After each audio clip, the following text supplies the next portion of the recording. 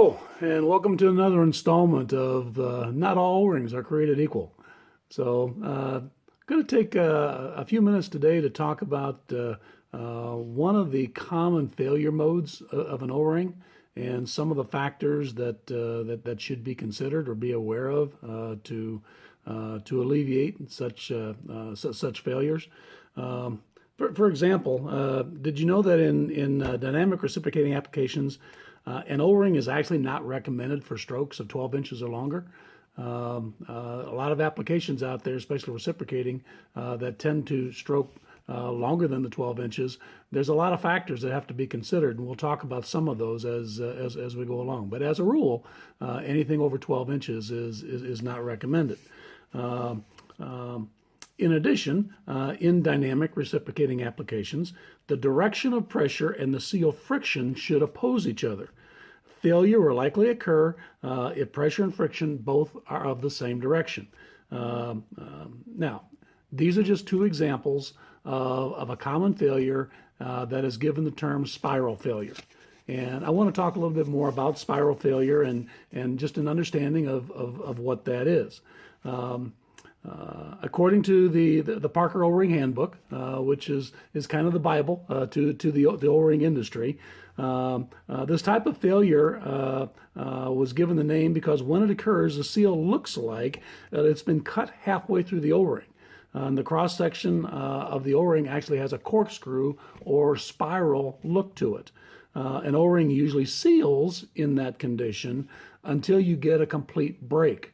But it does cause fatigue, and it does lend itself to susceptibility to breaking once it has spiraled.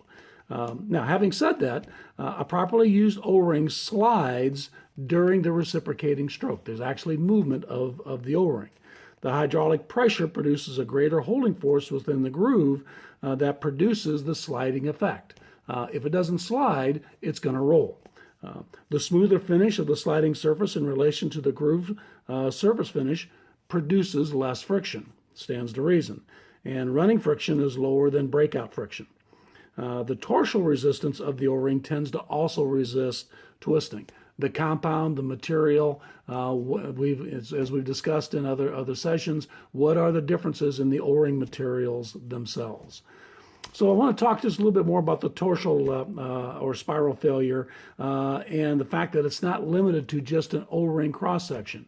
There's many applications where you'll use what they call a quad ring, a square section or a lathe cut, an X-ring. These types of seals are also susceptible to spiral failure given those same conditions. Not going to go into a lot of detail in all of those, but there's actually quite a list of things that need to be factored in to the design when applying O-rings in reciprocating applications to reduce or eliminate spiral failure. The speed of the stroke itself, the media that's being used, or the lack of lubrication. We talked about the pressure differential. Squeeze itself. Have you got too much squeeze? That's designed into it, and that goes back to the pressure. What's the shape of the grooves, or are there groove splits?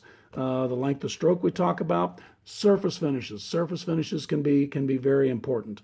The type of metal that is being used. Is there a side load? Is it absolutely concentric all the way around? And there are several others.